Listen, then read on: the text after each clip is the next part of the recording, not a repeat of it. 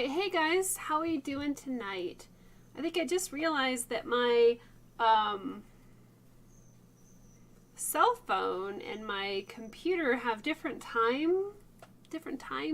Anyway, so I think my computer might be like a minute and a half slower than my cell phone. So if I've logged on in the past a little bit late, that might be why. Anyway, kind of funny. So glad everybody can be here tonight. Thanks for being here. Hi Barbara. Hi Mina. Hi Lisa. Hi Vivian. Hi Jeff. Hi Shirley. Hi Rachel. So glad that everybody can be here tonight. Yeah, everybody stay safe with these crazy storms right now. We've had a couple really bad storms with our monsoon season, and we got like almost 2 inches of rain in 2 days, which is crazy for us. So, but we need the moisture, so that's great. Alrighty guys, where is my mouse? There it is. Let me switch over to our main screen here. So we made a lot of great progress last week with our wolf design here. This has been a very quick-paced, fast-paced, fun project. So we started off by just kind of outlining some of our main features with the mini flow point with the Walnut Hollow Creative Versa tool is the one that I was using. And this is great for outlining a lot of those fine lines and some of those main details. And then after that, we went and switched over to kind of a shading point to block in some of the areas here that are a bit darker, and then throw in a little bit of shading. So we will do a little bit of a repeat. Hi, Eric. So glad that you can be here tonight. I hope you're doing well. Burning bears it is. Oh, Lisa, you have a basement full of water. Oof. Yeah, these storms are crazy right now. Hi, Rich. Glad you can be here tonight. Okay, so I turned on my burners a little bit later than I normally do, but hopefully they'll be good to go. So just see what we can do here. And let's see, I probably need to zoom in or something. I guess where do we want to start? I'm really loving all the detail down here underneath the wolf's kind of muzzle. So maybe we'll start in that area. So great, Eric. Glad you're doing well. And I hope that everything is well with everyone else also.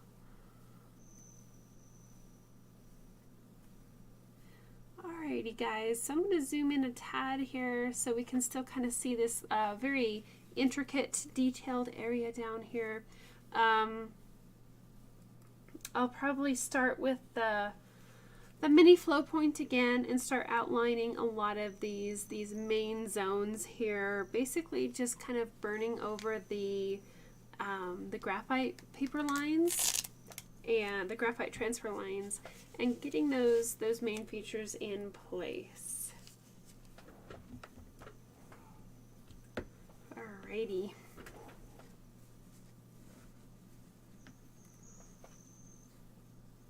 Okay, I think everything's good here, guys.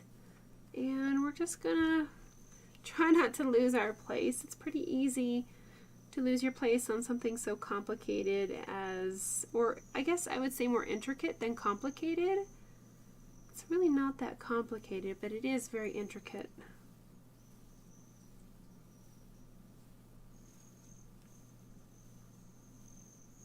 So remember to just really maintain very light pressure when burning.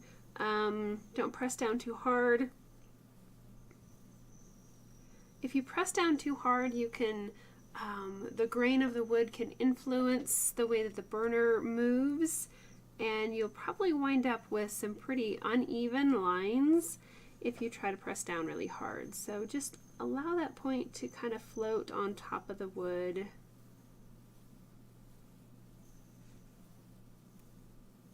Definitely turn the wood to the best position for your hand. I know there are some really great easels out there that turn and lock. You can turn them and then lock them into position. Hi, Estella. So turning your wood can definitely help with some of these weird angles. I tend to always burn as much as I can in the same like vertical mode, just so that you guys aren't always having to turn your head, because that can get I don't know, maybe a little bit tiresome. So, and it does take time every time you turn the wood, and I have to reposition my paper and all that. It does take a little bit more time. So, but if you struggle getting curves like this easily, go ahead and turn that wood and make it comfortable for yourself.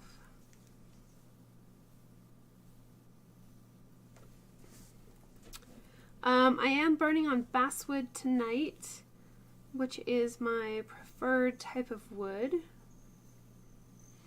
I really avoid burning on pine as much as possible because it has so much more sap and pitch content within the wood.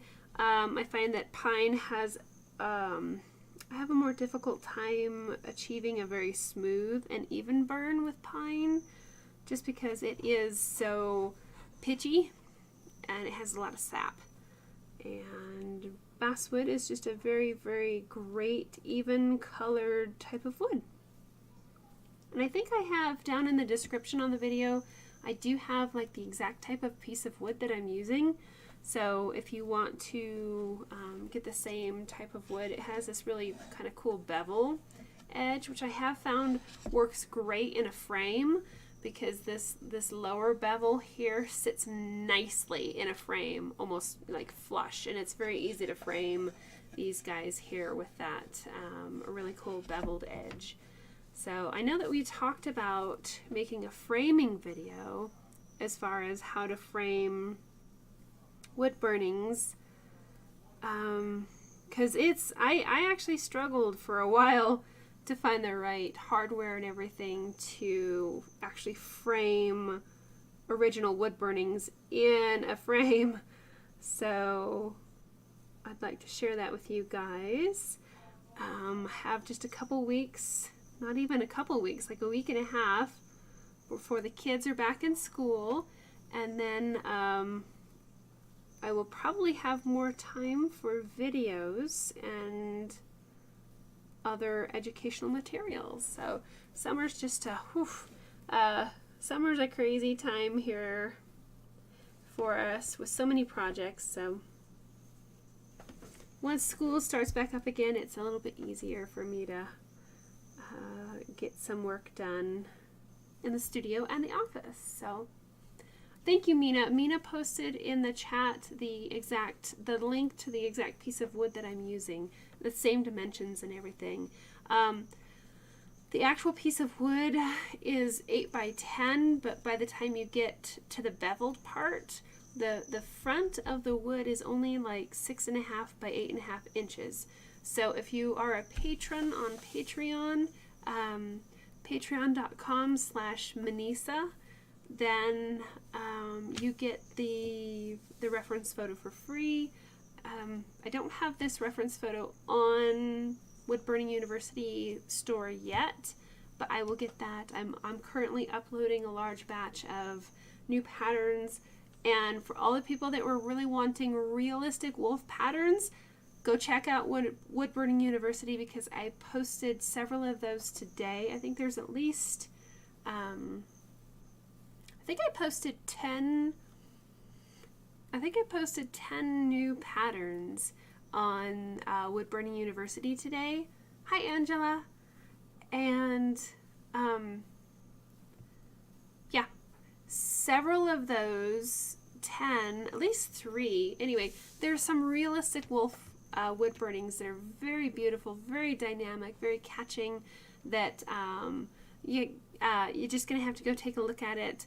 I have some new, very cool artwork patterns that I posted. I think most of them are premium patterns just because I do them in batches, but anyway, go take a look at Wood Burning University, see the new patterns that are out. Lots of fun. I can't wait to make them myself. And I do have optical illusion patterns coming. They're in my next batch to be uploaded, so that'll be fun.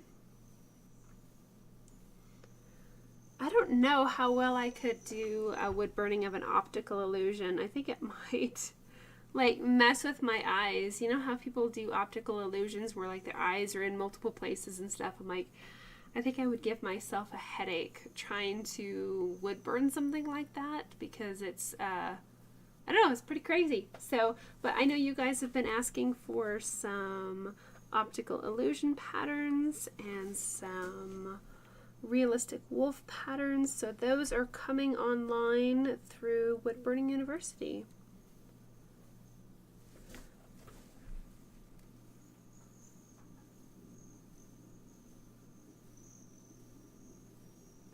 And again, one of my big goals with woodburninguniversity.com is to create a library of copyright-free patterns for you guys. I know it can be maybe a little bit overwhelming.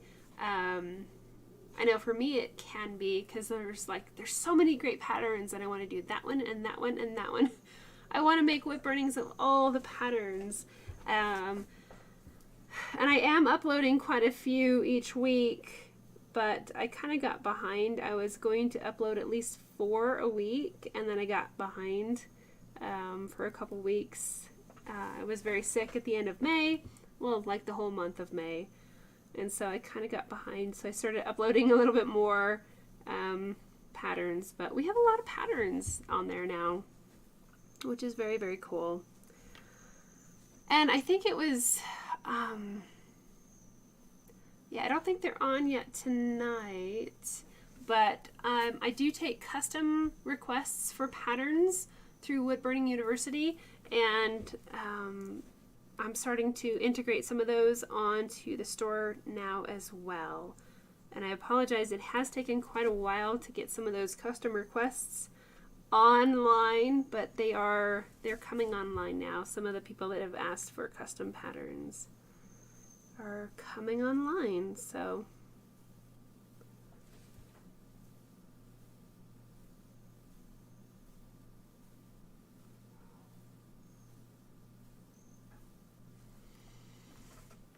oh, thank you, Mina, for the links. That's lovely. Mina is putting all my links there in the chat. You can also, I think, find a lot of those links in the description, but chat might be easier for you because you can just click on it. You guys like the new patterns? Thank you, Barbara.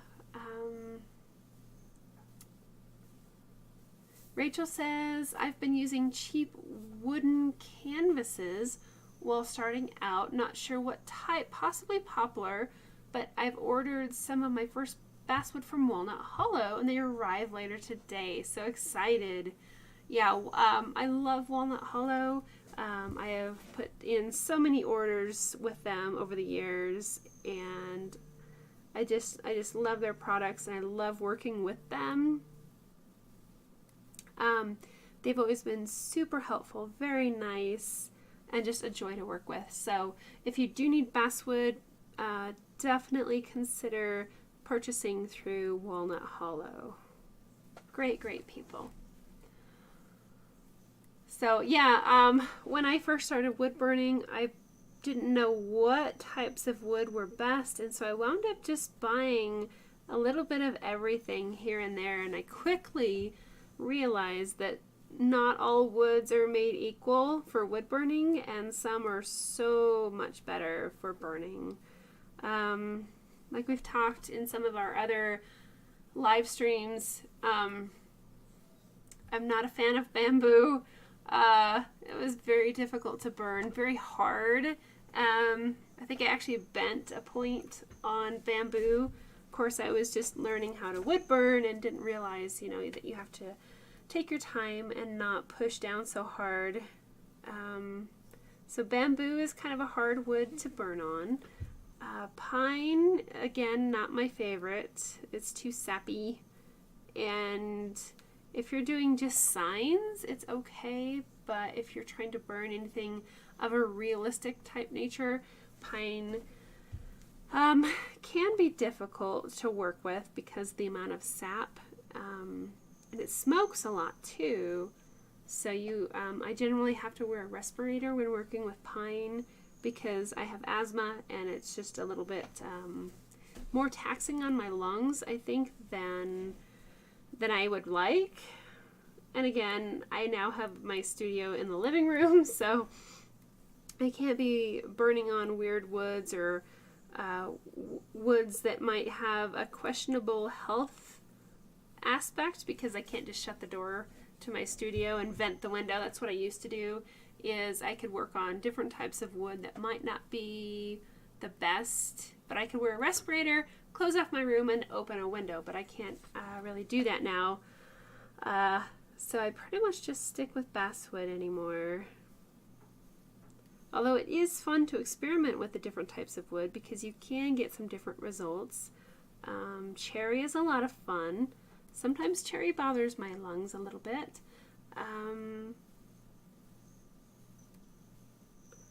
What is it?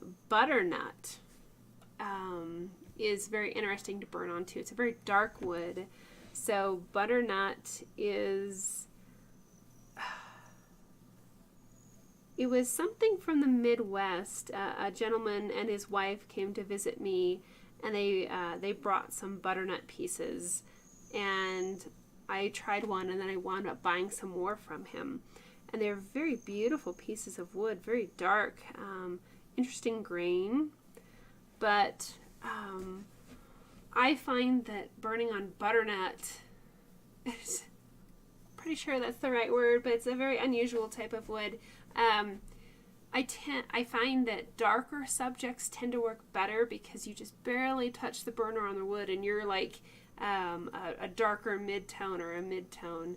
And so black bears, eagles, anything with a dark tone works really well on butternut because you can't really get that nice range of lighter values, but it's kind of a specialty piece of wood.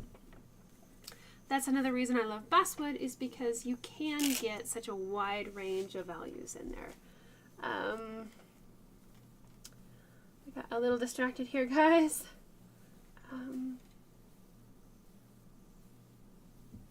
Checking on the chat. Thank you, Barbara. I really appreciate that you like what I'm doing, and I love that you guys are able to refer people to the site and everything. That's lovely.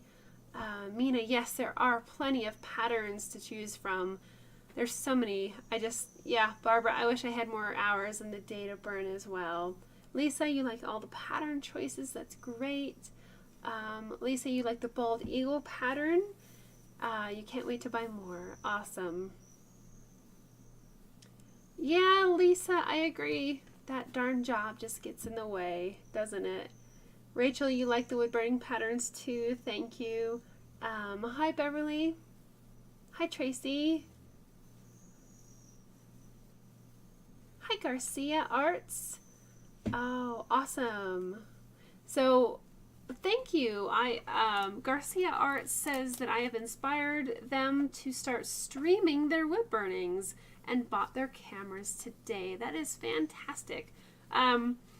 Yeah, streaming your artwork, live streaming is definitely a very unique experience, and I encourage you to embrace that and enjoy it. It can be very rewarding and a lot of fun. There's also some challenges, with technical challenges and all that, but most people are very gracious and very supporting, and realizing that live streaming is not, I think, for the faint of heart.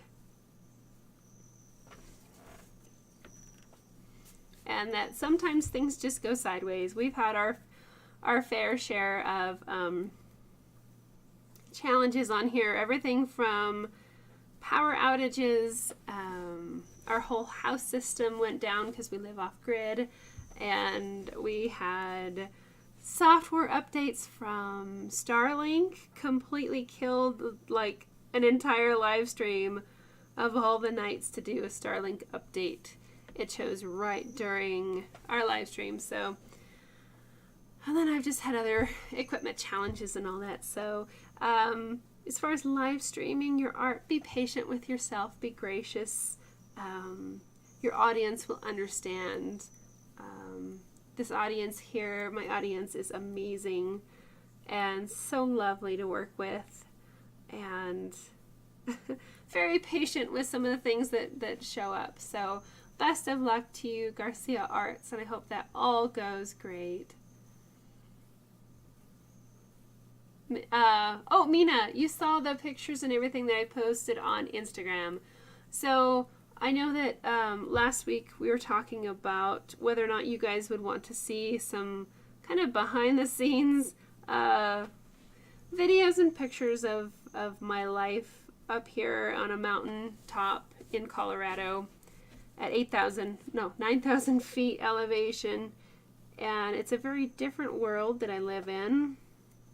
And I shared some of the videos that we were talking about and pictures on both Instagram and Facebook. So feel free to check out Wood Burning University on both Instagram and Facebook, because I'm sharing not just art stuff, but I'm also sharing, some behind the scenes stuff in my life. I think it's been 2 or 3 weeks now, but you guys were on the live stream and we were hearing sheep in the background like crazy. And as soon as I shut off the live stream, the sheep swarmed the house. And so I took video of, they're just, domesticated sheep. They belong to a nearby rancher, and they come through our area on their way to the high country for the summer. And they eat down a lot of the grass, and it helps with the fire danger. So I posted some of those because they sound so funny. All the different little voices of the sheep is pretty funny. So if you want some behind the scenes look into a little bit of my life, you can definitely check out Facebook and Instagram, Wood Burning University.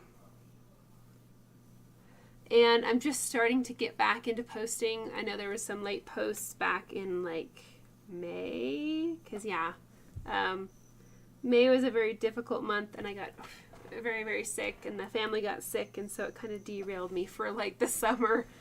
But we're doing better now, and anyway, so I'll keep sharing stuff. We had some crazy, crazy storms come through.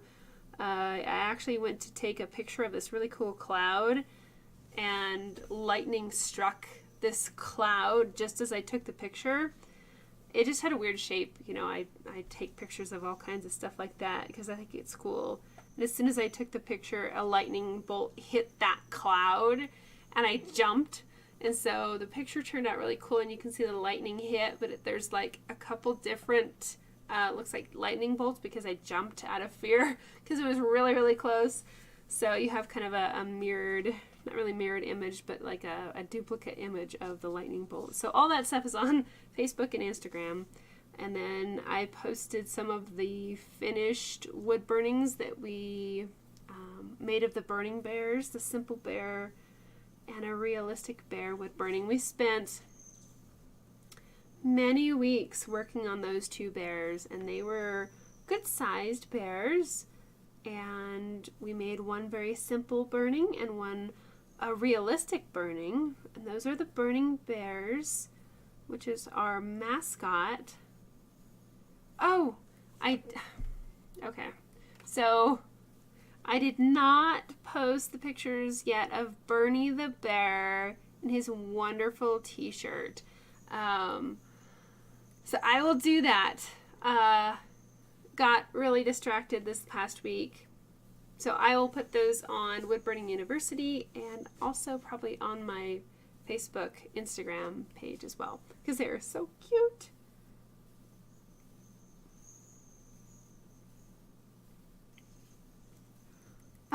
Yes, Barbara. Yep, can't wait to share that, Barbara. Thank you so much.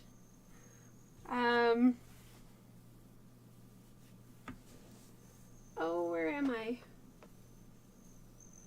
My thing here. Garcia Arts, you're also doing an art show in Glenwood Springs at the end of September. It's going to be your first one. That's awesome. Garcia Arts, you gotta hit me up.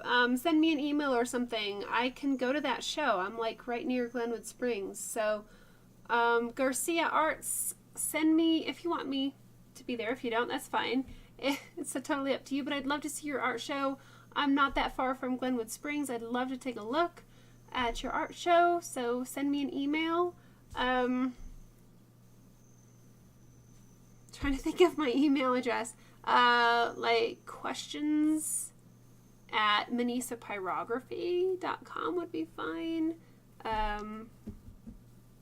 Admin at woodburninguniversity.com would be fine.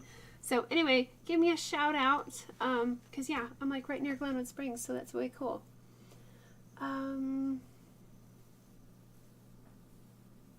Very, very cool. Hi Vivian.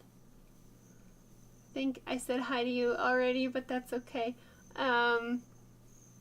Thanks Tracy, glad that you can be here. Yeah, this is a very fun design. Barbara, yes, the Bernie the Bear photos are so fantastic. Thank you, Barbara. Very excited to share those. I get a little bit distracted during the week. Well, pretty much all the time. I have so much going on with home life and family life and business life and, you know, shopping and trips to town and all that. So I do struggle a little bit, you know, as I think a lot of artists do, with the ability to focus and not get overwhelmed with all of the things that we need to do in both our artistic realm and our home and life and family realms as well. So I will put that on my list again. I think, you know, the thing is I write everything down all the time, as I'm a very tactile kind of artist, and I love writing things down. I love paper. I hate putting stuff in an electronic form. For the most part, I write down everything. So my house, my studio, my office is covered with papers, and I kind of get buried in my own papers, and then I have to go back over, and I'm like, oh my gosh, it's been like 3 months and I haven't done this thing that I wrote down. So I don't know if you guys are very paper oriented as well. I know this is definitely an electronic age, but I find that there's for me, there's no replacements for paper, and yet I drowned in it. It's kind of interesting. So yep, we're gonna get Bernie the Bear. I'm gonna put that on the website, Wood Burning University, and then the social media. Oof. Barbara, did the cloud cry rain tears? Yeah, when the lightning struck that cloud and all that, it was the most intense storm that we've seen since we've been living up here in 7 years. The lightning was nonstop. And by nonstop, I mean like every second or two there was constant lightning. We live on top of a ridge at 9,000 feet, so we are basically the lightning rod. Fortunately, nothing hit super, super close. I wound up having to run outside and rescue the cat. Neither of us, thankfully, got electrocuted in the storm, so that was kind of nice. The following day, I went out again because we had another storm coming in, and one of the first bolts of lightning that came out of the cloud almost hit our house. And I said, Kitty, you're just going to have to hunker down because I got to run for the house. So lightning is very crazy up here. And then after the lightning, we got an inch of rain in about less than an hour, which is bonkers crazy for where we are. So I just kind of shifted everything over a little bit so you can continue to see. I do have a little bit of sunlight coming in the western window here. I apologize for that, that bright sunlight. Hopefully it won't mess up the camera. And I think we're only like 30 minutes into this, but I might just go ahead and start doing some shading down here since the camera is in a good position. So I'll switch over to the shading point and we'll work on that. Vivian, yes, lots of good pictures on social media, Facebook and Instagram. Rich, I did not see the sun bear in the Eastern China Zoo, but that sounds pretty cool. Mina, thank you so much for the reminder to please, if you find value in the live streams, go ahead and like the video and subscribe to the channel. And then hit the bell, like click on the little bell thing, then you'll get notifications when I go live. I try to announce that as best I can. I could definitely do better with that. But, Barbara, okay. So Mina threw in a couple of emails for me there. Thank you, Mina. Yeah, Garcia Arts, I'd love to meet you as well, and that would be really cool. Yep, definitely send me an email. And if Garcia Arts, for some reason you can't get through to my email, go to either woodburninguniversity.com or minisapyrography.com and just enter into like the contact us form, and you can reach me that way as well. Thank you, Barbara, for all your kind words. I really appreciate it. Tracy, you like paper too? Vivian, you like paper as well. Yeah, Mina, you relate everything right down to notebooks. I love notebooks. I am a notebook fanatic. I have so many notebooks. Cool, guys.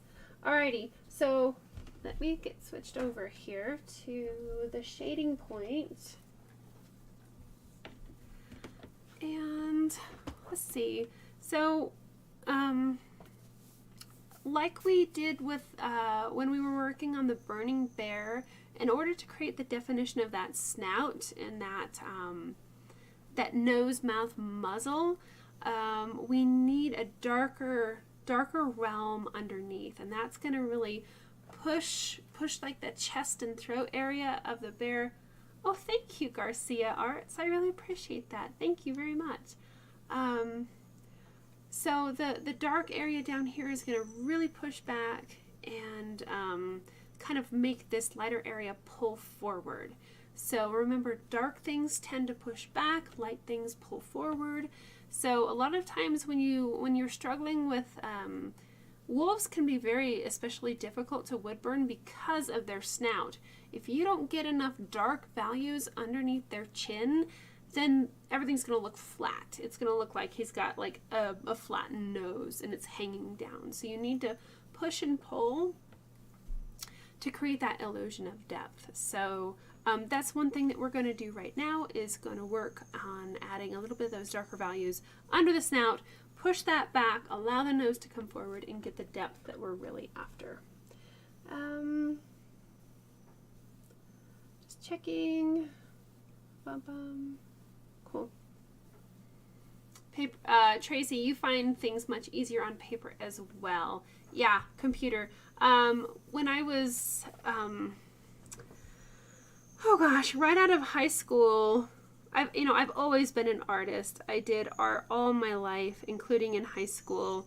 And I didn't really go to college. I didn't know what I wanted to do with my life. All I knew is that I wanted to do something with art and computers and play softball. So that was me as a graduating senior. I actually had some scholarships to both for education purposes and athletic scholarships to play softball at a nearby college. Long story short, I wound up turning down both those offers of a scholarship, both academic and scholarship, athletic and academic. I turned those down and went into business with my mom. And my mom has been and always will be my best friend, and we were just worked together so well. And so I did the computer side of graphic design. We got into the newspaper business right out of high school, and she ran the business side because I don't do well with numbers and all that businessy stuff. And I did the artistic side of the newspaper. I did, design the fonts and the layout, and I'm brand new out of high school, and I didn't even really know how to use, I kind of knew how to use the programs, but I basically taught myself how to use all these publishing programs and Photoshop, and we went on to make a 10-year career out of the newspaper industry, and we just did a great job. Everybody loved the product. And anyway, so I was a graphic designer and publisher for, I think we finished out at like 13 years of that. And lots of fun, went all over the state of Colorado, snowmobiling and writing articles, and it was lots and lots of fun. And I was able to kind of do a lot of artsy stuff along that lines. But this is like a long sidetrack here on computers and paper. Oh my gosh, don't get me started. Anyway, at the time when I was doing the computer publishing and graphic arts, my computer systems and my folders were so organized, and they were beautiful, and I could find anything in a heartbeat. Since I no longer have to live on the computer, my computer files are definitely not as well organized, so I can totally relate to that, Tracy. I do find things better on paper. But even, with Patreon and Wood Burning University and Minisa Pyrography and the books that I've written, I still have to maintain a pretty good organizational system on the computer. Otherwise, it takes me forever to find stuff. But I do love paper. I think all of my DVDs and my books, everything got put down in a notebook before it ever went on the computer. So, that was a fun little sideline chat. And here we are, just darkening up some values under the wolf's chin. And if you are new here, we do get we get way off topic sometimes, and we just chit chat about all kinds of things because I'm human, and it can be difficult for me to visit about anything, let alone for 2 hours at a time. So we do get off track. And welcome to the family. So. A little behind in the chat here. Lisa, you tried using Google. Oh, you use Google Calendar and Google Notes. You tend to lose paper. Gotcha. Yeah, I lose paper too, but I have to write it down still. I have stacks of papers everywhere. Jeff had a vendor market this past weekend, and it went well. Very great. Jeff got some orders and gave out a bunch of business cards, possibly more orders. That is fantastic. Very, very good. Yeah, the meet and the greet, you never know when that's going to come back and benefit you.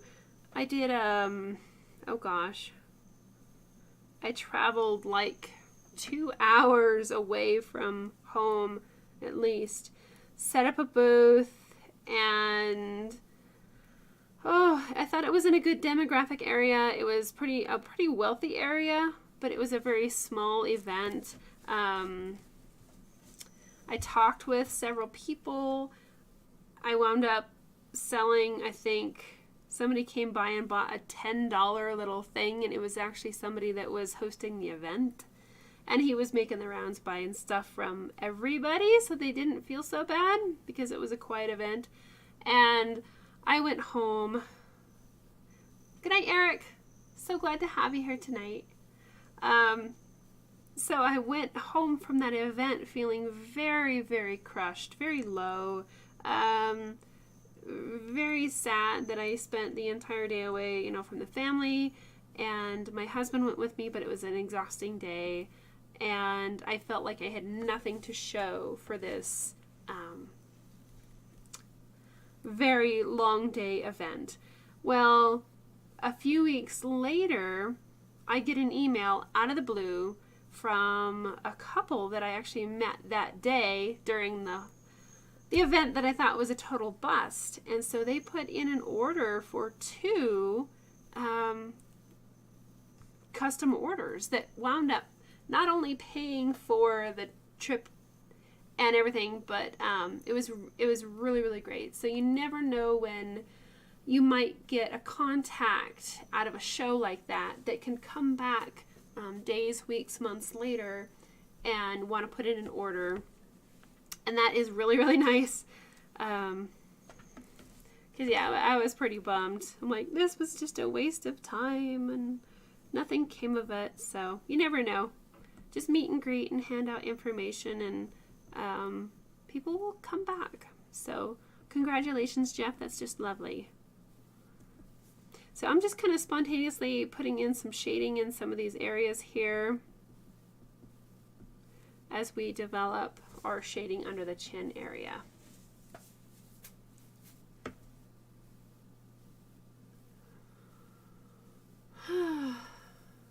Tracy, your daughter uses her phone for everything. Gotcha. Very cool. Barbara, you have a similar background and even worked at Jackson Hole News. Just retired from a long graphics art career. That's amazing and very cool. Yeah, Barbara, I think, graphic arts and fine arts go hand in hand a lot. So very cool, Barbara. So I'm trying not to lose my place here as I kind of jump around between the chat and the wood burning. Try to make sure that we keep things going here.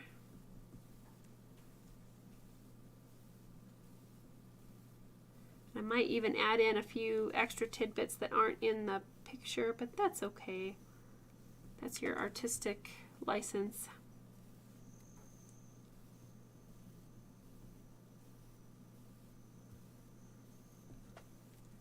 Excuse me. So we have a little bit of a shelf-like overlap here to kind of create a little bit of depth. So you can do kind of a soft edge gradient underneath here. It's kind of cool, makes it look like a little shadow.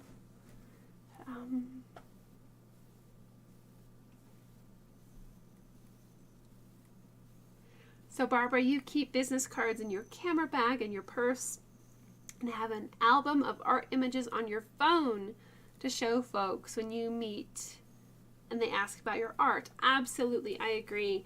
I can't tell you how frustrating it is to try to show people artwork on your phone that you're really excited about, and you're like, oh wait, hold on, let me scroll through 3,000 photos to get you the one image that I want to show you. So keeping a folder on your phone of current updated artworks to show somebody and then they can just flip through is so much handier than, hold on, I know it's here somewhere, and I just keep scrolling through trying to find the photo. Actually have had that challenge a number of times. So Barbara, that is a great point.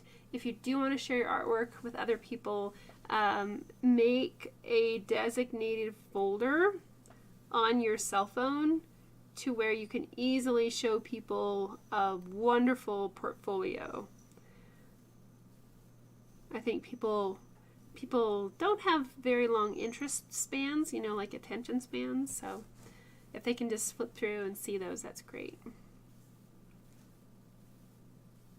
So there's another kind of a little shelfy shadow thing under here. So just make sure you have kind of a gradient effect where it's lighter at the top and kind of fades down and gets, darker at the top and lighter at the bottom.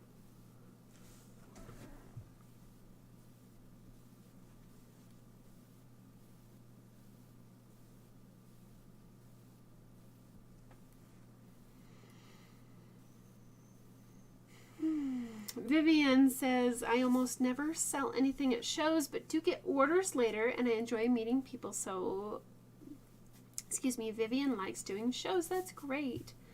Yeah, it's a great way to get out there and talk to people about your artwork. I find that a lot of people that I've met don't really understand what I'm doing. It's like, wait, I don't get it. What is it? So having originals is a great way to kind of explain that. Normally I take prints to outdoor shows just because originals can get damaged pretty easily. So I'll just have a couple originals kind of tucked behind a desk. And then if they're like, I don't get it. Is it a photo? Is it what is it? And then I can pull out the original and say, okay, this is what it is. These are what you're seeing on the wall are just prints. So then they're like, oh, okay. And they it clicks for them. But it is, what we do, wood burning is a very unique art form that a lot of people haven't even seen before. And so they have a hard time wrapping their head around it. So getting out there and meeting the public is a wonderful opportunity to really talk to people and explain what we do. I will say though, if you go to an event and there's live music, that can make the explanation very difficult. And I wound up like losing my voice trying to shout over the music to try to tell people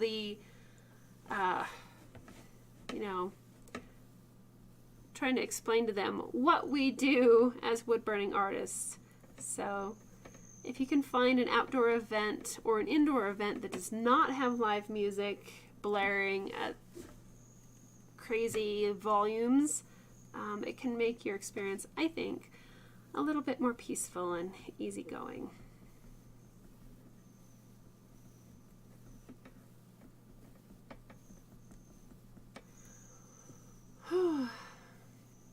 So Mina, you also have an album of your art on your phone, but you always forget business cards. Yep, that's easy to do. Sometimes I have them in the car or whatnot, but yeah, it's good to have those on you at all times. Rachel, you haven't created business cards yet. Gotcha. For anybody that needs business cards, a great resource, couple great resources. Canva is a great way to design your own business card. You don't really need a graphic artist to do that. Canva can really help out with that, with the fonts and the layout and all that. Gosh, I've designed tons of business cards and pamphlets and websites and all that stuff over the years. So Canva is definitely a game changer. It's very, very easy to use. I'm not getting paid or anything to support Canva, but I do really, really like it. So if you're trying to design your own business cards, consider Canva. They do have a free version and a premium version. Secondly, if you have designed your business cards or had somebody else design them and you are ready to purchase business cards, take a look at Vistaprint, because a lot of times they have fantastic sales, like 50% off. Obviously, the more business cards you buy, the cheaper they will be per unit. But if you're just starting out, maybe just get 100 business cards or something like that. Who knows, you might want to change your layout, your business card a little bit later. That's pretty common, and you don't want to get stuck with a whole bunch of business cards that are outdated. So smaller might be better unless you're well established. So Vistaprint has a lot of great sales. Anyway, I hope that helps for business cards. That's kind of where the route that I've taken for business cards. Lisa, you can't decide on a logo or a name. I tell you what, that can be so difficult trying to come up with a logo and a name. When I was building Wood Burning University from the ground up, I can't tell you how long it took me to decide on a name and a logo. I bet it was a month and a half of, at least a month of trying to decide, what did I want to do? Did I want to rebrand as, Minisa Robinson, or did I want to rebrand as something else? I was trying to figure out where I wanted to rebrand as, and I kind of settled finally on Wood Burning University. And then, I had some other ideas, but they weren't available. The website names weren't available, so I had to switch things up. Anyway, once I finally determined that I was going to rebrand as Wood Burning University, then I had to make the logo. And I tell you what, I searched and searched and tried and finally wound up, actually bought a tablet so I could finally draw in what I wanted, because I couldn't quite make my logo the way I wanted to digitally without drawing on a tablet. So anyway, what you see now, the Wood Burning University, took weeks for me to build and then kind of be happy with and fine tune and all that. So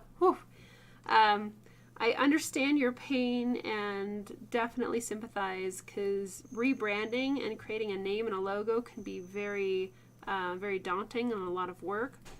But I would also encourage you, don't overthink it. Lisa, really just go with it. You can kind of get in that analysis paralysis state, and it can just kill your progress. So when you find something that you find it exciting or invigorating, try to really go with that theme and not think too much about it. Make a decision and then just go with it, because we can spend an eternity trying to decide the best route when the best route really was 10 routes ago, just kind of moving forward. That's at least how I have found in my life with the whole analysis paralysis thing can be a bit frustrating. So at some point you just have to make a decision and go for it. So I hope you can find something that you really, really like.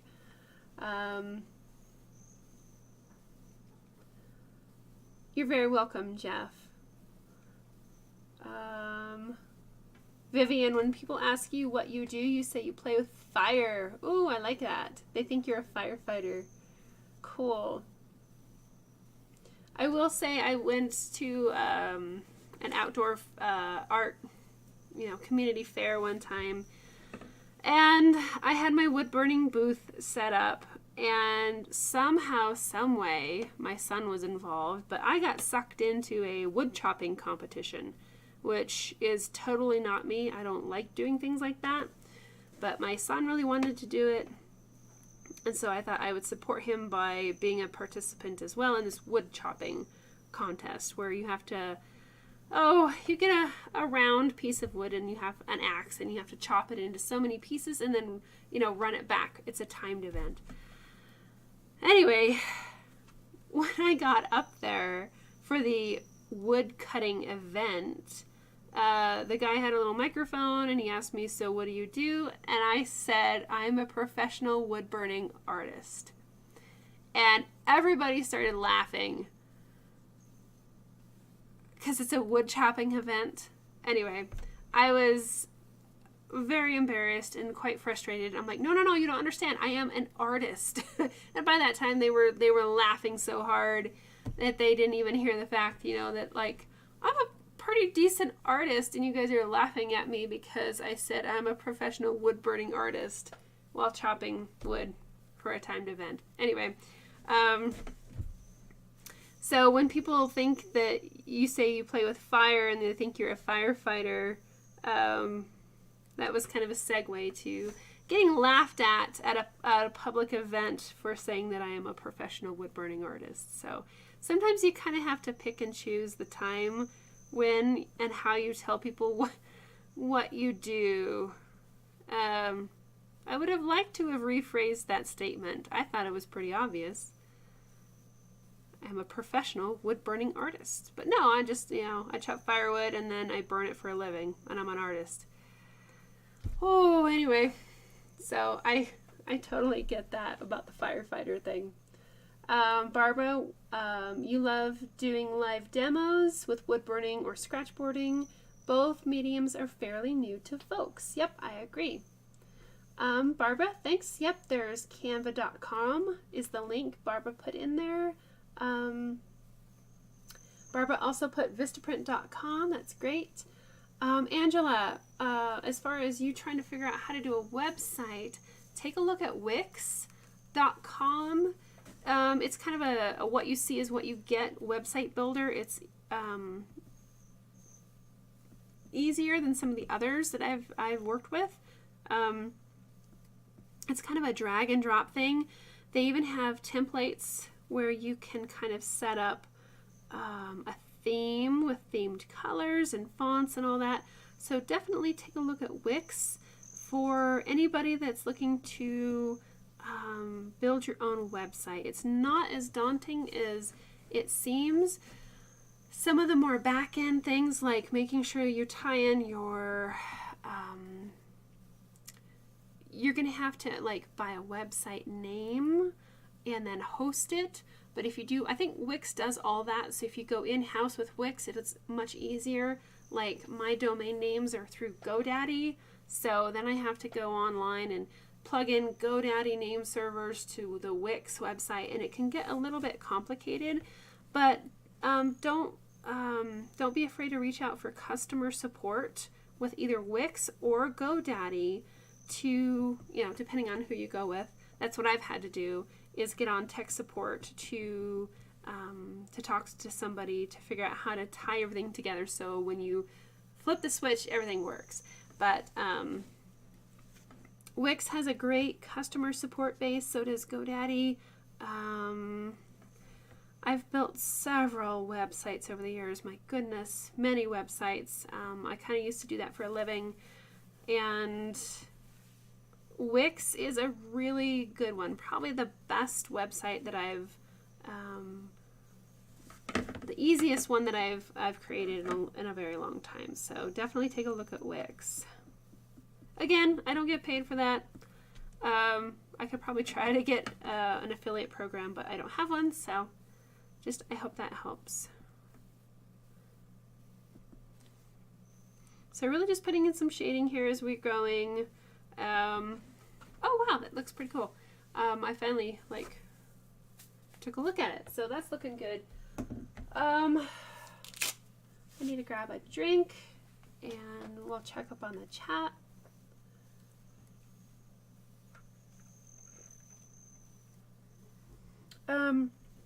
Barbara says you've ordered a lot from Vistaprint. Yep, you can get your own designs or templates. Yep, Vistaprint is very easy to use.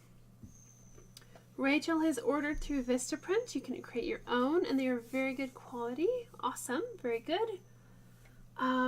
Mina says we use both Canva and Vistaprint and find that they are both great. Barbara, yes. Barbara has a good point. Do your research when you decide on a name for your business and make sure it's not taken.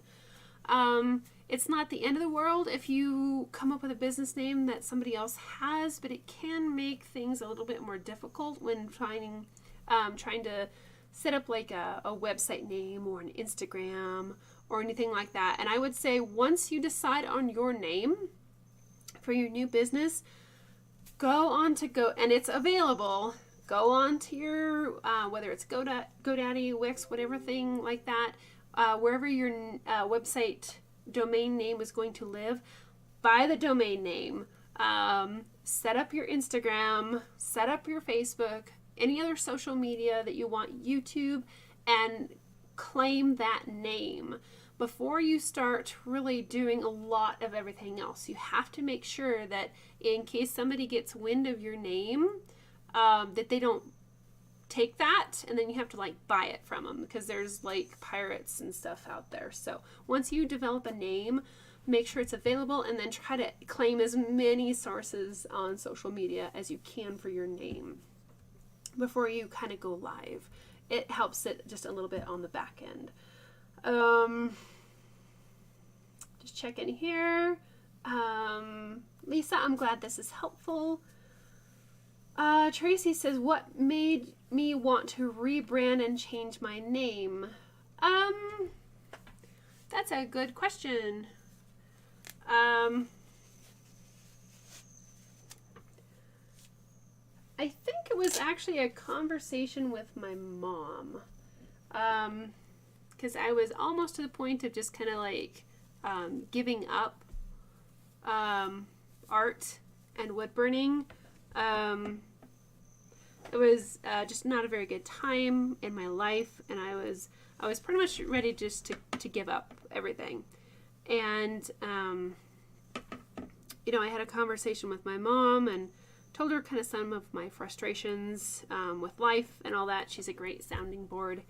And anyway, she made a comment that, you know, that I am very good at what I do, and she said that it would be kind of a shame to, like, if I just kind of walked away from everything, and it'd be kind of a shame since I had so much invested already in wood burning and all that, that it would be kind of a sad thing for me to just walk away. And I thought about it for several months, and then decided that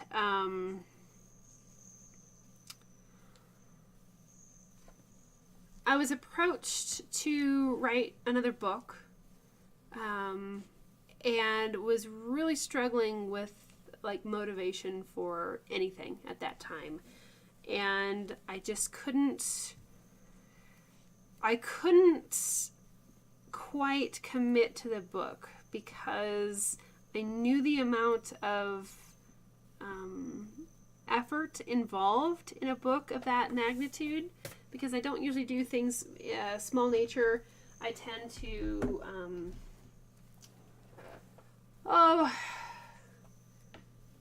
want to try like to do the best, biggest everything, and then sometimes I get myself in trouble with that because it all has to be perfect. And anyway, so it's kind of a long story here, guys, but I realized that I do want to write another book eventually, but for right now I wanted more control over what I taught, who I taught it to, and how I did it. And so I decided to cancel the book deal, and I went back to the drawing board thinking, what is the best way to teach the art of wood burning, but on my own terms? And so I wanted to create something larger than just me, larger than Minisa Pyrography.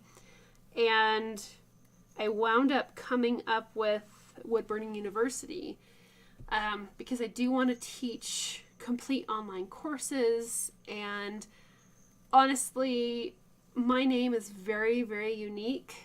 And that's both a positive and a negative, because people don't go out onto the internet searching for Minisa or pyrography. Those are two keywords that are very unusual, highly rare. So I wasn't showing up in online searches like I had wanted to. So I looked up, you know, the analytical nature and found that wood burning is the better term to search for when talking about our art form. Most people don't know what pyrography is, and therefore they don't search for it. So I wound up rebranding from Minisa Pyrography to Wood Burning University because I wanted it to be an educational-based platform that people could relate to with the term wood burning. So that was a, very long explanation for possibly a simple question, but that is the creation, I guess, how Wood Burning University became created, and it's definitely in its infant stages right now. I have so many bigger plans for Wood Burning University than it is right now, but I want to create, you know, online courses and a complete educational experience for the art of wood burning through Wood Burning University, and a complete library of patterns. So there's a lot going on there that I just haven't had enough time to develop yet because it is a very brand new platform. So, and anyway, so there's that. Very long-winded question to your answer to your question. But that's a very good question, Tracy, as far as why I wanted to rebrand.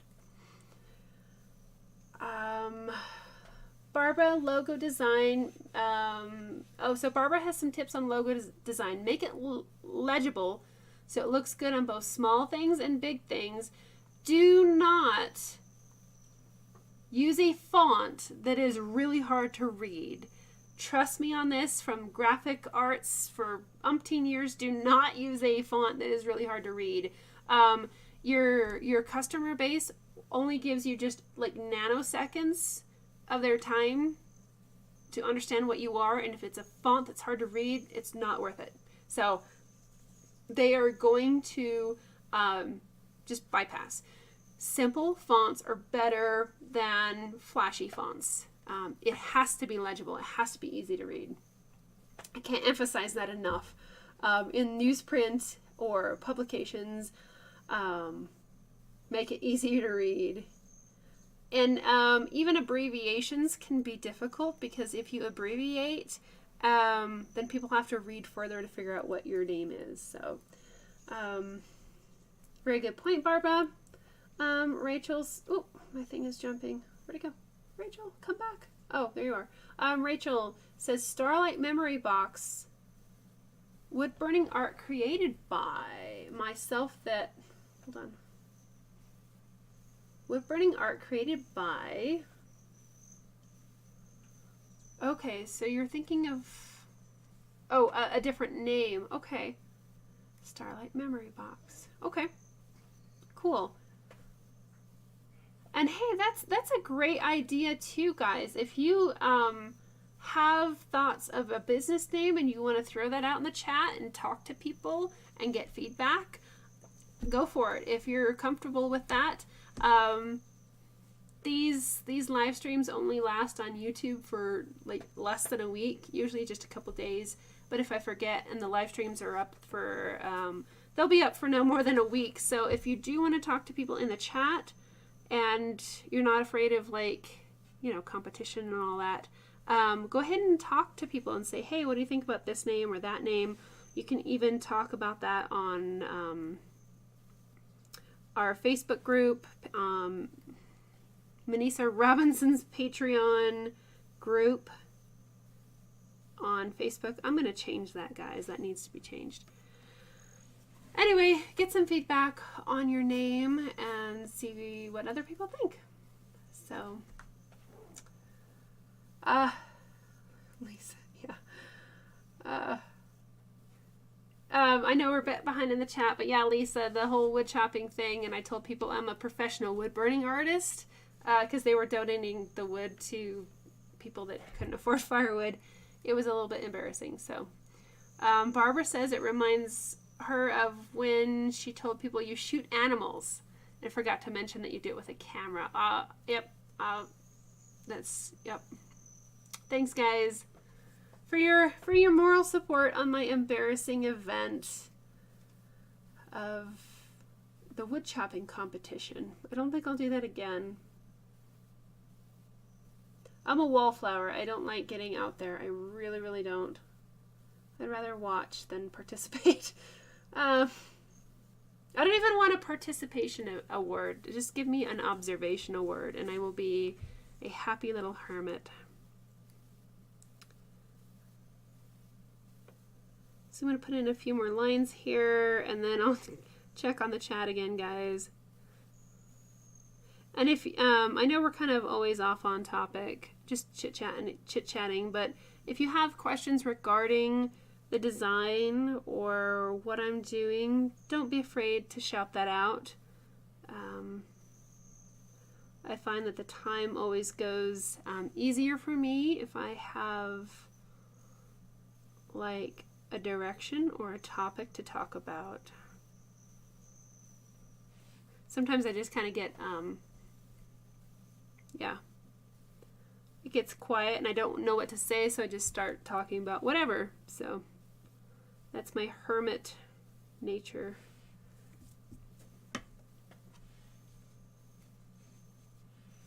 I'm much better at answering questions than making chit chat. But I do my best for you guys because you guys are awesome.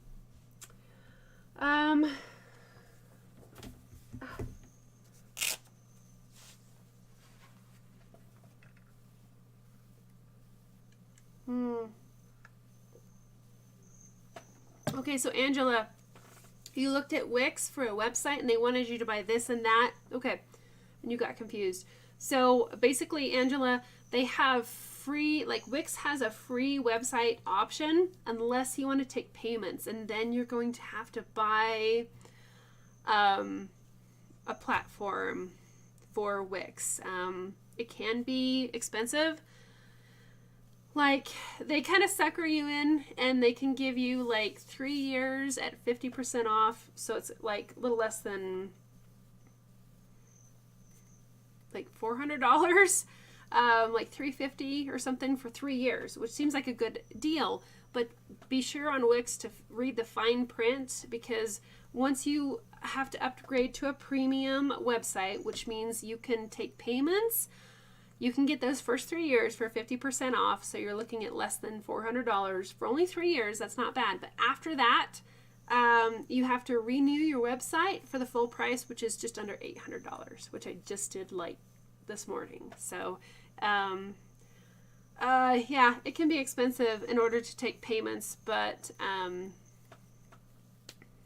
yeah, that's a big step once you get into the realm of having to pay big money in order for websites and stuff like that. So definitely something that you might want to talk to an accountant with, or your significant other, if it's a big purchase like that. So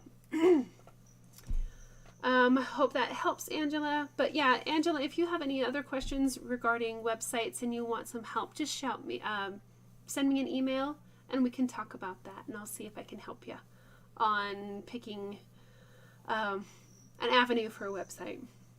Barbara, thanks. Yeah, I think the shading is looking good. A little bit behind here in the chat, guys. I'll try to hurry. Vivian, thanks. My mom is very, very wise. Mina, you guys need to thank my mom. Yeah, I would not be here with you guys today, I think, if it hadn't been for my mom. And her gentle nudge in this direction. So I owe her a lot, guys. Thank you, Rachel, for your positive notes. Thank you, Mina. Thank you, Vivian. Thank you, Barbara. Thanks, Angela. Thanks, Tracy. Yeah, I was at the bottom of a pretty large hole, and just ready to quit on everything. So so glad to be here with you guys. I think as artists, sometimes we just get in those cycles of ups and downs, and I'm excited about Wood Burning University and what it can potentially become. So I do well when I have a project. Sometimes I take on projects that are a little bit too big. Sorry, I'm chatting a little bit more than burning. I know I am a bit behind in the chat, so I'm going to try and hurry through here. Thanks so much, guys. You guys are awesome. I'm just briefly going through the chat, and I thank you for everybody and your positive statements. I really appreciate that, guys.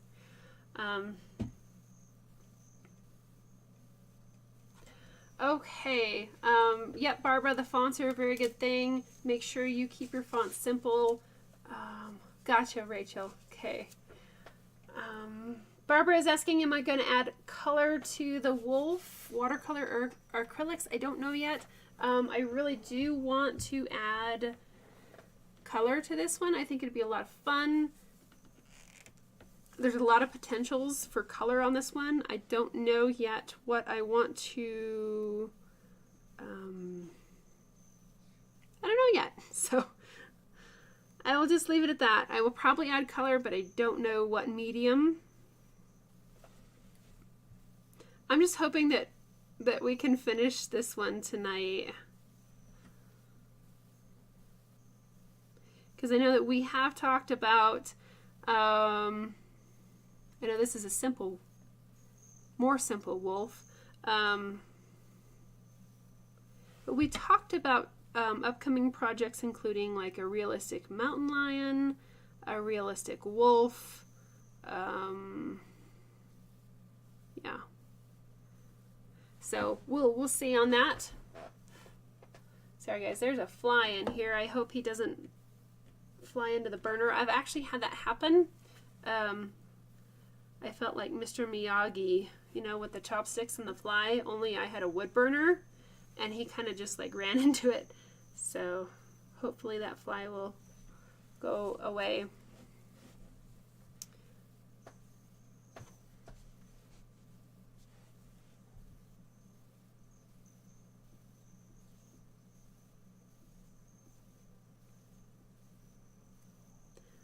So again, just kind of pre-blocking these areas with our nice thin mini flow point.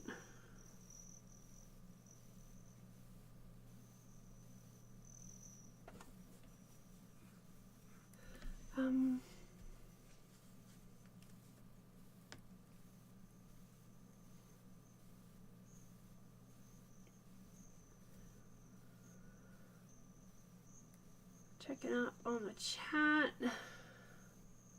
So Angela, yeah, that's why, because you want to sell your art. Yep, awesome. It's a very rewarding, I think, experience to sell your artwork. I think there's a lot of validation for us as artists when you make a sale, because it basically tells us in some way, shape, or form that what we are creating is desirable and meaningful to someone else. So I know a lot of people kind of donate their art or give it away, and that's just lovely too. But there is something very special, I think, about making an art sale, whether it's a print or an original. It's a sense of validation, I think, for us as artists, and that you know, our time and our thoughts and our energy is valuable, and to some extent we are valuable, if you can even see it that way. So yeah, I've ponied up over the years and bought different platforms. Oh my gosh, I've tried so many different platforms. Have you guys heard of art storefronts? They are, they advertise a lot to artists, and I actually did have a website with art storefronts for a couple of years, and I'd be happy to share kind of my my take on that with art storefronts. They were really nice to work with. The neat thing about art storefronts is they basically have built-in art sale classes. They are very good about taking you by the hand and teaching you how to sell artwork. And they also have built-in, oh gosh, what is it? Print providers. So when you make a sale on your website for prints, keep in mind art storefronts is very good for print-based artwork. That they handle everything. It's print on demand, and when you sell an art print, it goes through the system, somebody prints it and sends it to the customer. You don't have to do anything.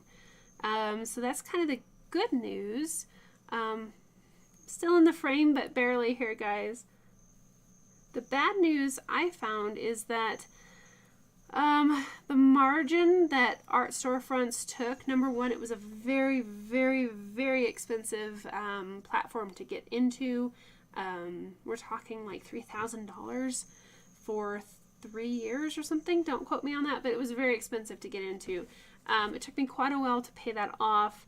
And, you know, I thought, you know, prints is really the way to go. But the markup for prints through art storefronts was so high that, number one, you have to pay for the print that goes to your customer. So you have to have like a credit card and all that set up. And then whatever your markup is, that's what you kind of get left over. So it was a little bit of a difficult payment system with art storefronts in regards to selling prints on demand. The other really big issue that I had was building the website was so difficult. I had built many websites before I joined art storefronts, and I swear you needed like an engineering degree to figure this out. It was very, very complicated.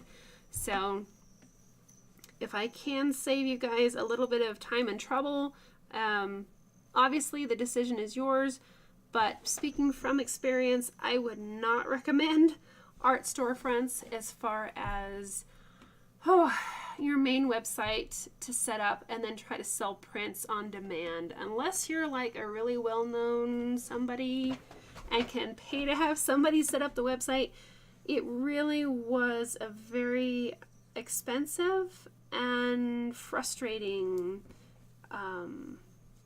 experience on my part. But I know they like to advertise a lot, and they really entice you. And I've done Fine Art America, guys, too, and you got to look at the fine print on that, because they can sell your artwork all day long, but if you don't like jump through hoops and set up a payment plan, they won't pay you. So I have not had good luck with Fine Art America. My dad, as a professional artist, he actually sold quite a bit of artwork on Fine Art America, and it was on it for years. And he's like, why haven't I got a payment? And he's the one that told me, go away. Fly, I will stab you with my burner. My dad actually told me that he's the one that told me that you have to go and set up how you get paid before you can ever get paid. So anyway, I hope that helps, guys, with the art storefronts.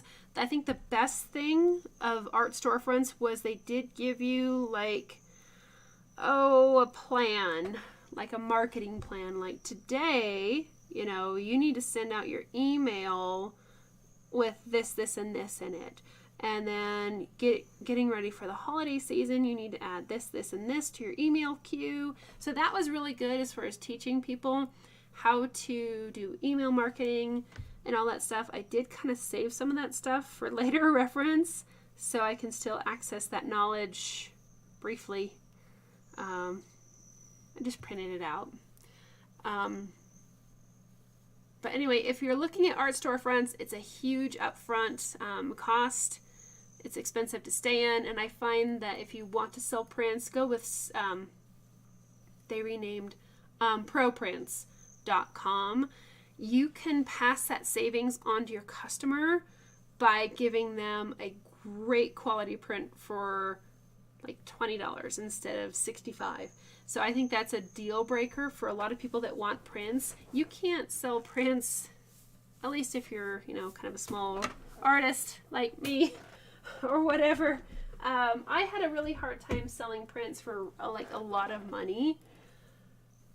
Like an 8x10 for $60. I think that seems maybe a little bit high. I don't know. I might be cutting my, chopping off my own nose or whatever. But I wanted to give my customers that bought prints a little bit more of a deal. So I went with Pro Prints, and you can still do drop shipping with Pro Prints, which is pretty cool. Come on, cord. You can't sign them and all that, but Pro Prints is a really great resource especially if you're just starting into the whole print thing and you don't want to like buy inventory and manage shipping and all that.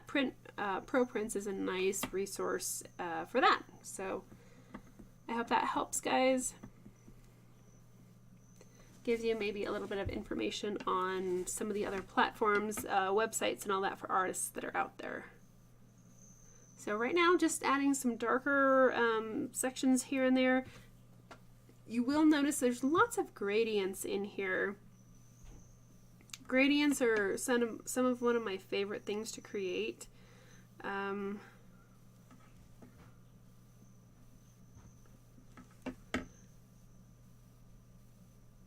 don't know why, but I just really like gradients. So darker at the top, and it fades down towards the bottom because our light source basically is above the wolf, and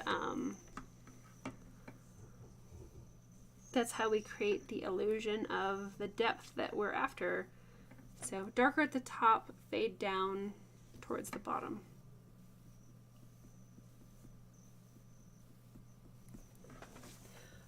Okay, checking on the chat. Shirley had a free website on Wix, and they notified you that they were changing things to paid sites. Gotcha. Since you didn't want to do that, they took your site down. Oh dear. Okay. Darn. Yeah. Wix has a really nice 50% off sale to get you in the door, and then like you can sign up for like a year, 2 years, 3 years. I did the 3-year time because it was more economical, and 3 years is up, and so now I have to rebuild my repay for my website, renew it at full price. So it's like an $800 ding. But you know, I made enough to cover all that. Just click something. So it's all a business expense at that point, so just make sure you keep track of your expenses. Cool. Thanks, Tracy. Mina, when you sell a piece, you feel like you win the lottery. I agree. I think it's just the coolest feeling in the world. Okay. Thanks, Barbara. Yep, the wolf is coming along. Thanks, Rachel.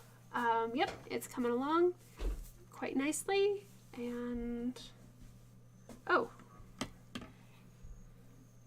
our pizza man, I think, got distracted. Hey, Mom. Hey, kiddo. Dad and Cash are home. I hear that. You want to go tell Will that it's 7:30? He probably ought to go get the pizzas. Yeah. Thank you.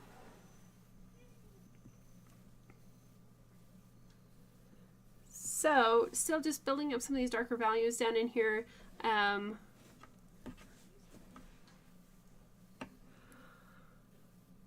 So we've got like about 30 minutes left to go. Do you guys have any questions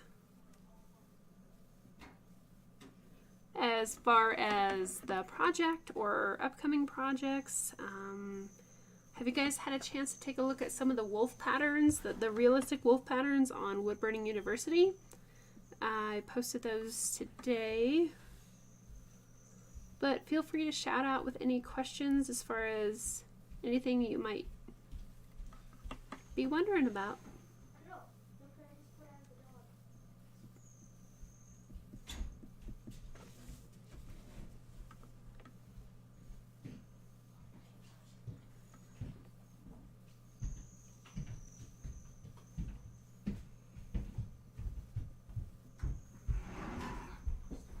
So each one of these little sections here, you can see how it just has that nice little gradient at the top. It almost disappears right up in there, and then it fades down. Could I see your phone for a second? Or maybe 5 minutes. That's fine. I don't need it right now. You can have it.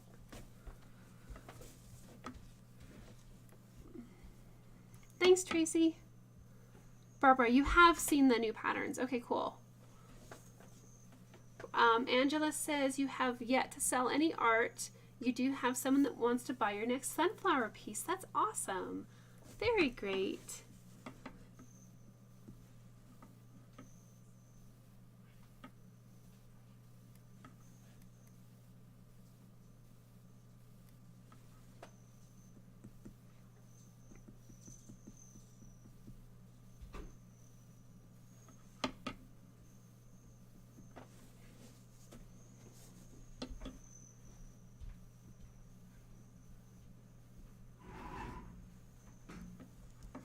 So sometimes the shading point isn't the best point for blocking in some of these large chunky sections, just because of the risk, of ghosting and overburn.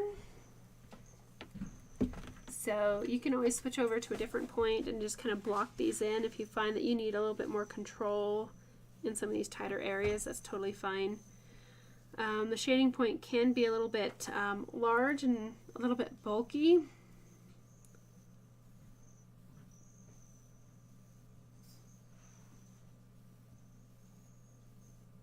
So you can switch over to a smaller point to get in these little nooks and crannies to put in these darker values.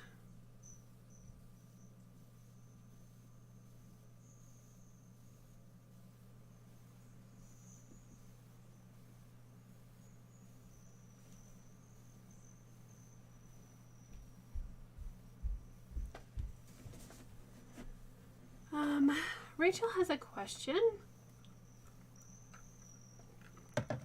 about how I do my live stream with 2 cameras.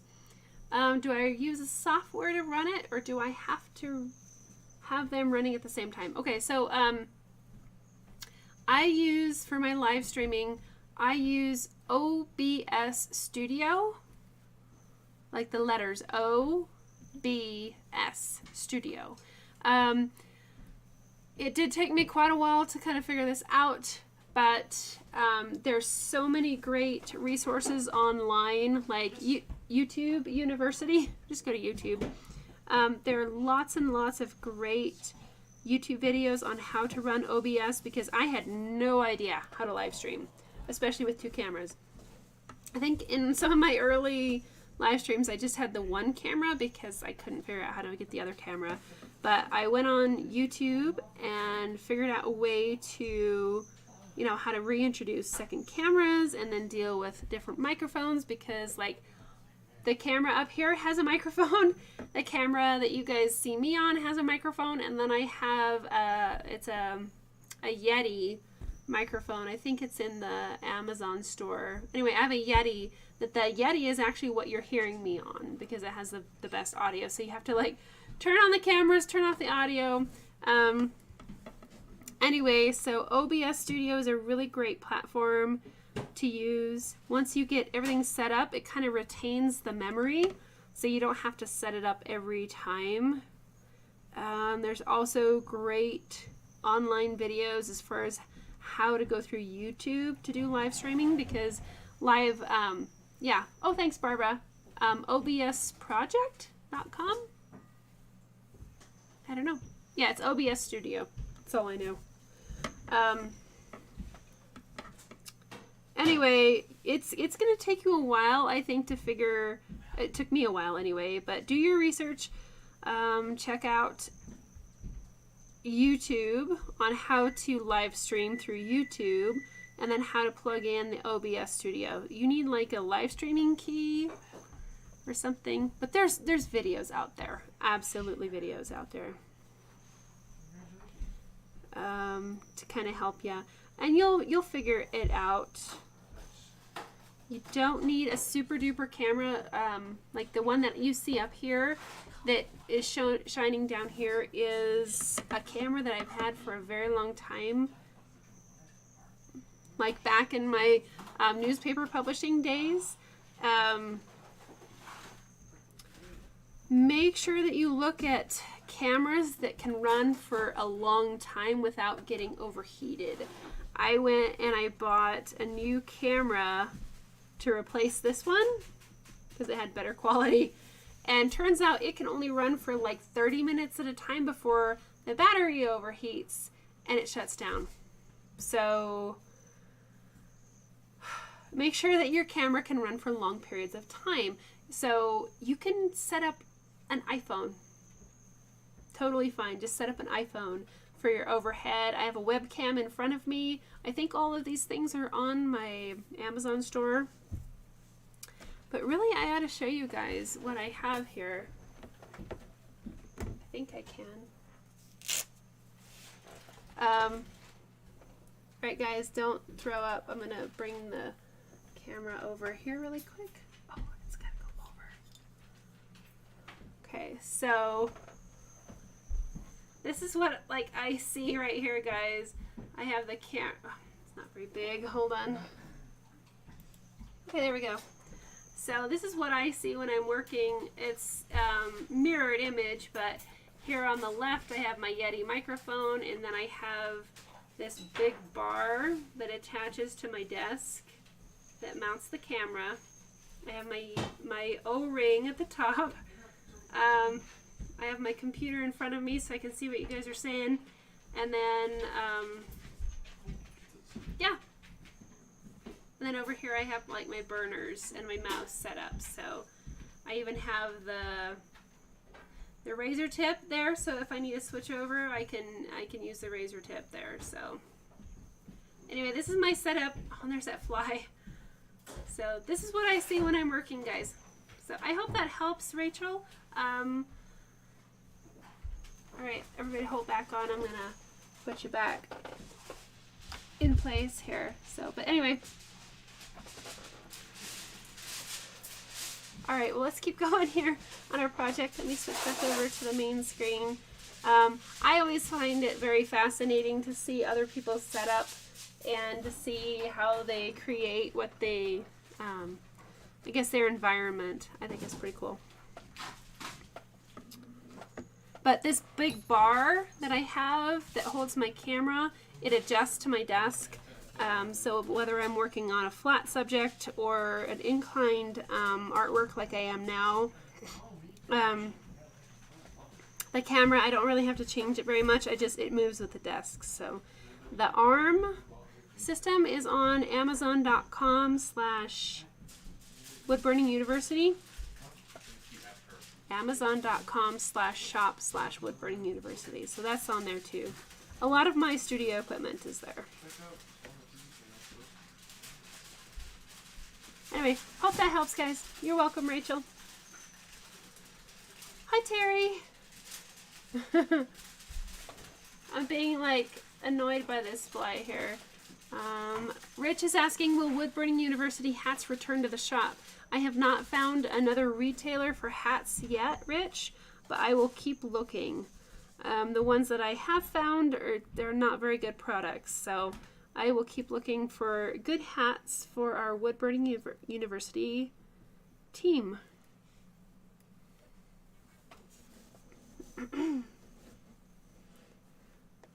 Cool. Thanks, Mina. You're welcome for showing you the setup. I hope your setup doesn't have the fly. This fly is driving me crazy today. Okay, so once I have kind of some of the chunkier areas blocked in, then I can switch back over to the shading point. But it's pretty intricate down here. So we'll try to finish this up and then work our way up towards the top and get those ears burned in and kind of go from there. But I would imagine we could probably finish this tonight. I'll try to put it in overdrive.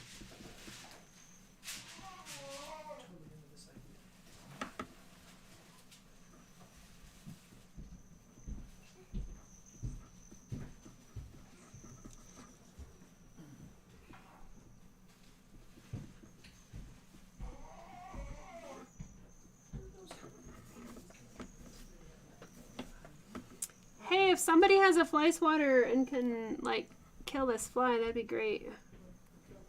Yeah.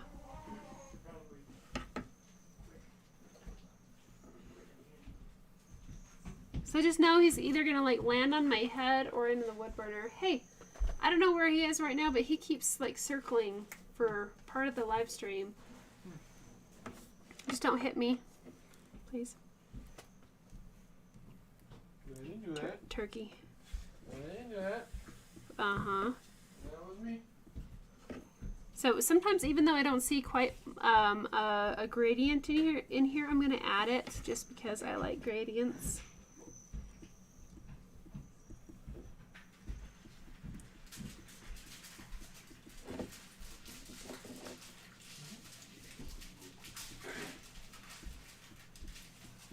You guys can still see. Perfect. Okay.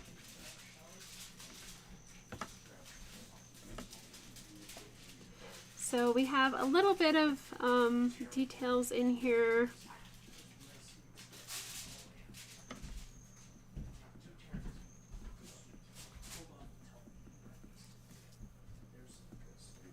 So I'm just kind of throwing in some of this light shading pretty quickly here.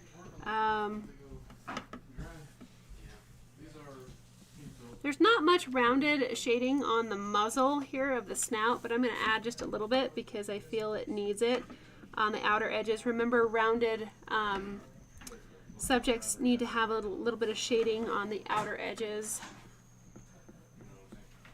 So this has a little bit more rounded edge than that.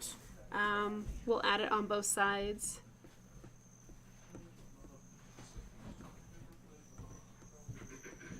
Kind of blend it in a little bit just to give that a little bit more of a rounded appearance. And we'll add a touch of shading in on the bridge of the nose.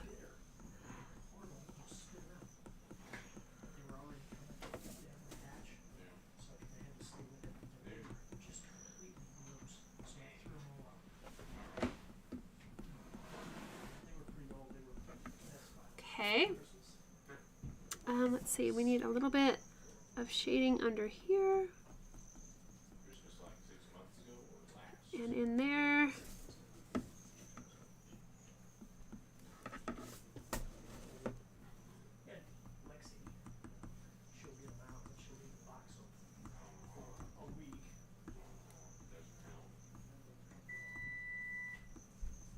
So I'm just kind of blowing on the point a little bit to kind of cool things down.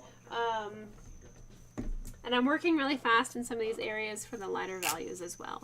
Let me reposition the camera here a tad, guys, and we're going to move upwards and hopefully block in the upper portion and call this one a wrap. Again, I have really no plan. A little bit of a plan for color, but I know I want color, but I don't know what kind of color yet to add.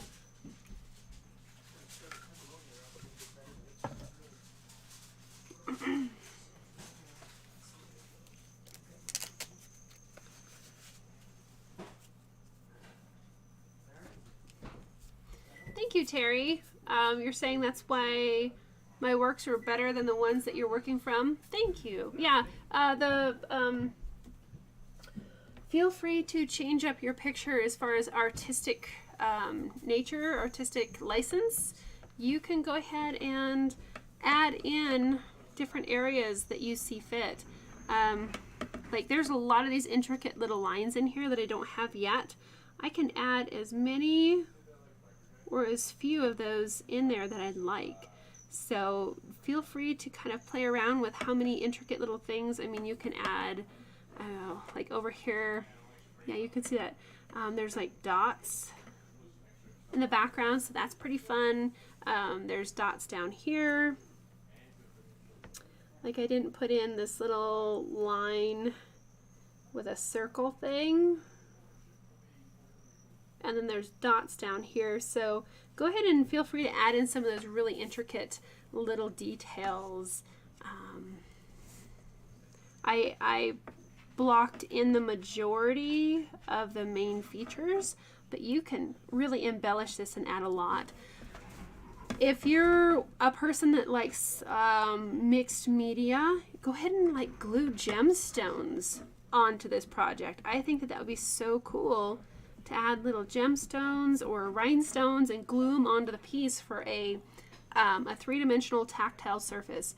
I know there was a lovely wood burning artist, I'm bad at names, so forgive me, but he would often put rhinestones and stuff like that into his wood burnings, and it looked lovely.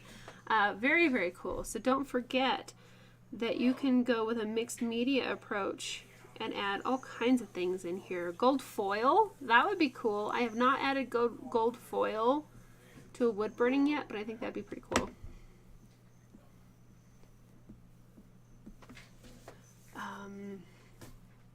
Enjoy your cereal, Rich. Thanks, Mina. I try to make the wood burning look a little bit different than the reference photo. Just not really because I want it to be different, but I'm trying to just kind of make it, you know, the best that I can make it. So,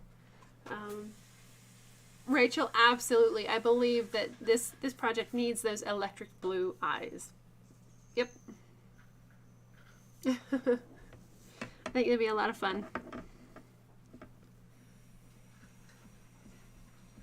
So again, I'm really kind of zooming here to get the shading blocked in before the end of the live stream. I don't think we need to do another round on this one, especially if I can get everything blocked in tonight. I might incorporate this into a color live stream down the road, because I know we do that from time to time. We'll do color events where we do kind of a refresher on color. So that might be what the end result is for this project. But remember, dark values push back, so to go inside of these ears, we do need to make the darker values to create that sense of recess, like where it's receding into the depths of the ear. So dark values push back, light values pull forward.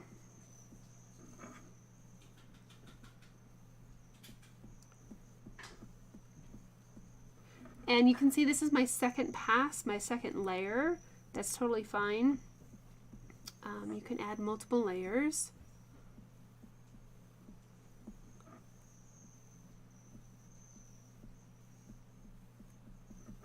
And then kind of blend it out a little bit.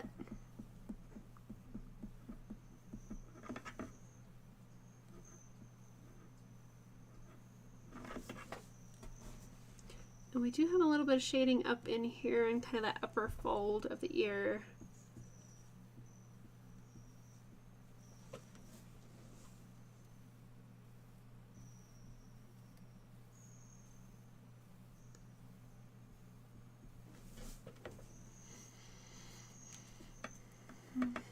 Thanks, Terry. Thanks, Mina.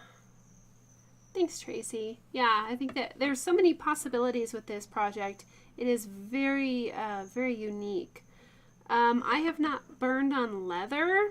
I'm a little bit, not sure that I would like the smell of burning on leather, but if you had like a custom-made leather purse where the leather was vegetable tanned and not tanned commercially, you do not want to burn on commercially tanned leather because they use chemicals like heavy metals and stuff, so you do not burn over commercial created leather.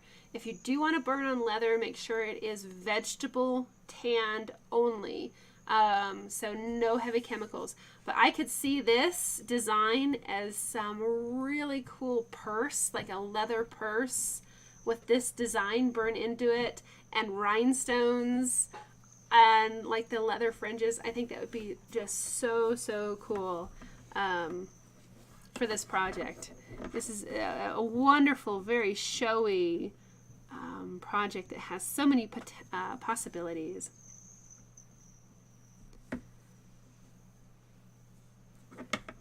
So we have just a few more little tidbits in here. Yeah, Barbara, I think that would be really cool to look on leather. Some people even burn on canvas. I would be a little bit leery of that because most canvas is treated with some sort of gesso, and I don't think that you should probably be burning over gesso. And keep in mind, guys, I'm going like really fast right now. So there's definitely more to add on this one, but just do the best we can.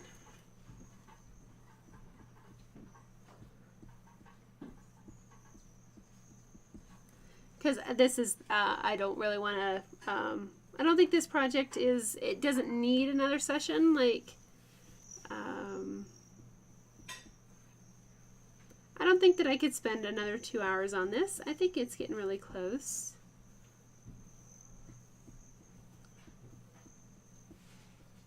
But it follows a very simple path, just outline the main lines and then add a little bit of shading in here and there. Add some of these like little dots and interesting little aspects, drips, dots. Like up here we have these cute little wavy things, like these little wavy lines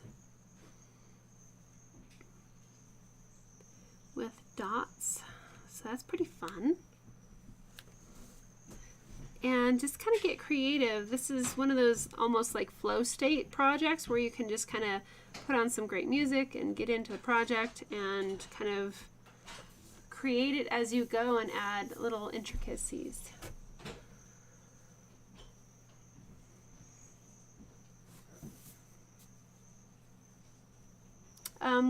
Rich, you say your patients would burn on leather belt blanks. Wow. Okay. Yeah, just make sure that whatever you're burning on is safe to burn on. I did quite a bit of research, and people were very nice and told me what leathers to burn on, what leathers not to. And somebody even sent me some vegetable tan leather blanks, and I still have them, and I haven't burned on them. Lots of projects always, but just haven't gotten around to it.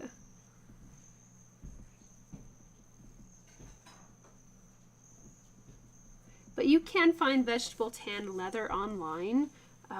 Just make sure that you get something safe to burn on.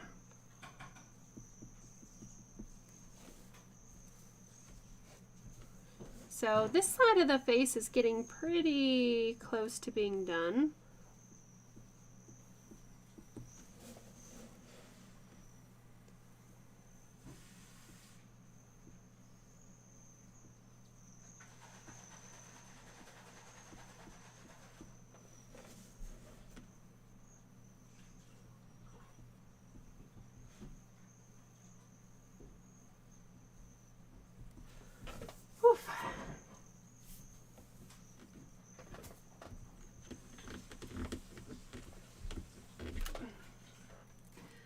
Alrighty, so I'm gonna zip over and try to get the other ear laid in here really quick.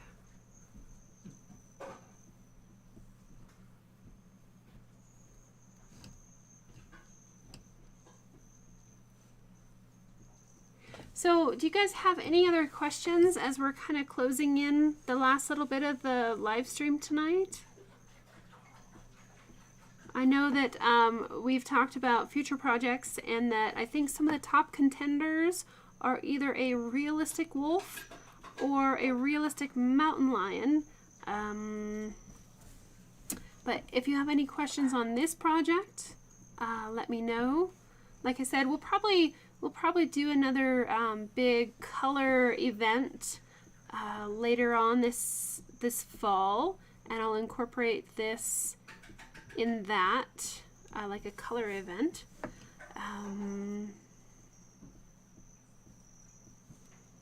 But you can go ahead and let me know if you want to do the realistic wolf or the realistic mountain lion next. The wolf fur is going to act much like the realistic bear that we made. It has a very similar texture. The realistic mountain lion has a very short napped fur. It's almost like horse hair, which is different and something that I've not really, that I can think of. I don't think I've really taught how to do really short hair before on the live streams, so that's an option as well. So you guys just, Terry wants the standard realistic poodle. I need to put that on the list too, Terry. That is a challenge. I don't know if I'm ready for that one yet, just because it is going to be very intense. All those little curls on a realistic poodle. Let's put that on the list though, Terry, for an upcoming project. Vivian, you want the poodle too? Okay. Yeah, those curls are all about negative space. So that's another option too, guys. We don't have to do the mountain lion or the wolf. You guys just let me know what you're thinking. And I know we've talked quite a bit about the mountain lion and the wolf, so some people might be kind of expecting that one, but either way, you guys just kind of throw that out in the chat, and I'll see kind of what the consensus is, and then kind of see what I'm what I'm up for as well. Because they each have their own little challenges. I'm going to add just some more intricate little lines and stuff in here that were not on the, maybe not on the reference photo. This area up here I think seems a little bit bland. So I'm just going to add some intricate lines and make it a little bit more interesting. I can do dots. I can do lines. And just make it your own, guys. This is just a really, really fun project.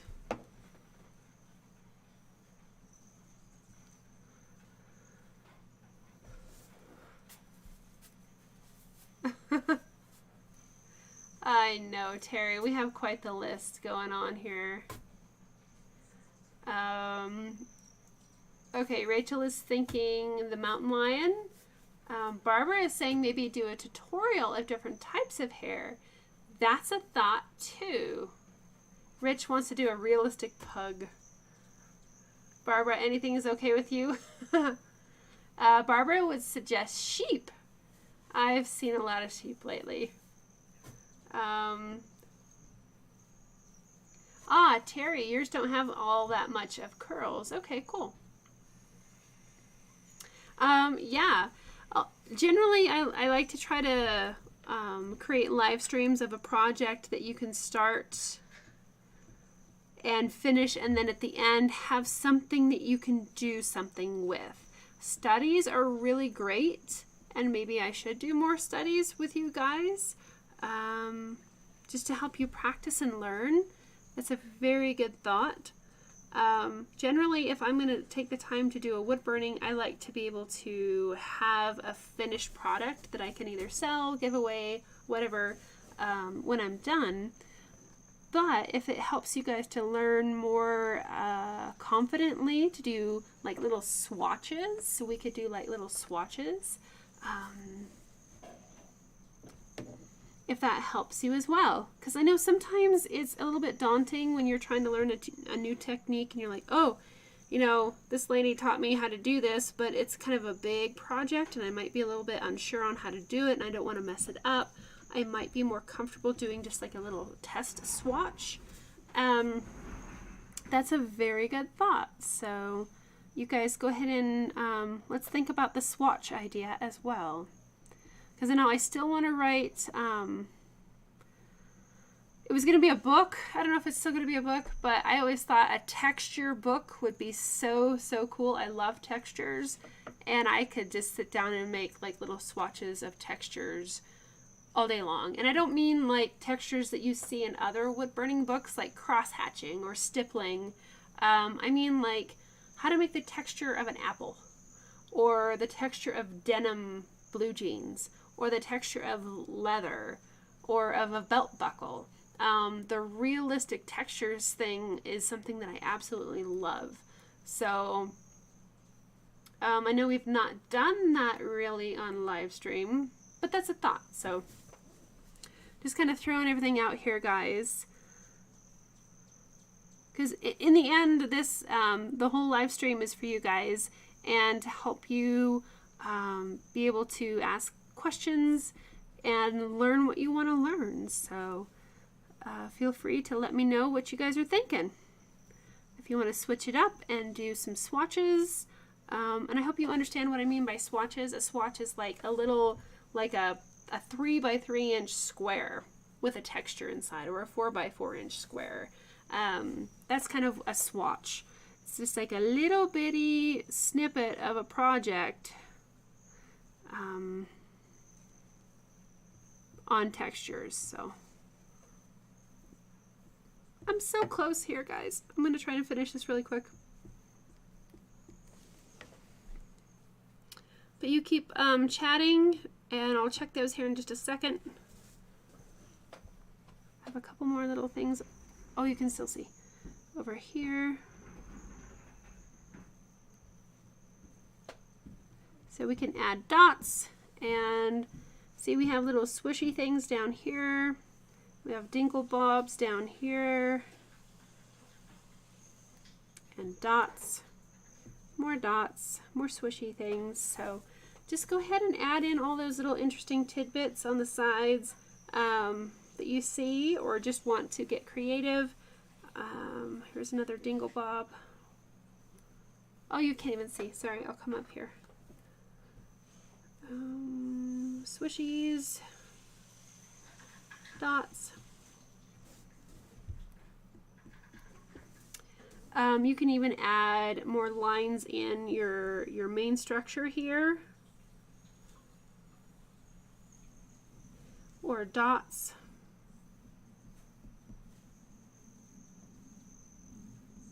So have fun, get really creative, and just add in a lot of those really fun textures.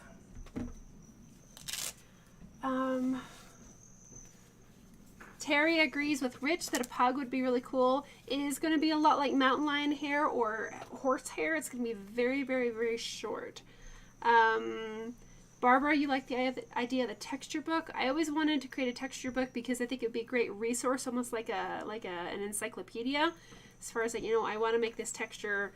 How would I go about it and have that foundation? So that's one of my my end goals that I'd love to create. Mina, yes, I love fabric. Fabric's one of my favorite things to wood burn. Hi, Dennis. Glad you can be here. Yep, the episode will be up tomorrow, so you can watch it tomorrow. I usually take it down within a couple days and put it over on patreon.com/Minisa, so you can access all those there. Cool, thanks guys. Hi Meta, glad you can be here tonight. You'd like to see a realistic wolf or a mountain lion. You've been burning for a few months and you keep avoiding fur. Okay, we do have some really good fur videos already, different fur. On patreon.com/Minisa. That's MINISA. So you can check those out. And yeah, we'll work on more textures and fur. Alright guys, I'll try to refocus and put the texture book on one of the front burners. But that's always been one of my end goals, one of my bucket list things that I want to do is create a texture book. Cool, Barbara. I like that idea as well. Do some swatches for about a half hour and then start. Cool. All right, guys. Well, thank you so much for being here tonight. I plan on showing up again next Thursday unless something changes, and I will let you know. But plan on another live stream on Thursday. Oh, here. Let me zoom out a tad, guys. So there's our little project. It's really pretty much done. I might just massage it a little bit, but it's really, I think, pretty good. We can add, maybe a few of these little lines and stuff here for some more intricate details, but there you go. There is your, intricate wolf design. All right, guys, thanks again for being here, and I will see you next week. All right, guys, have a great night.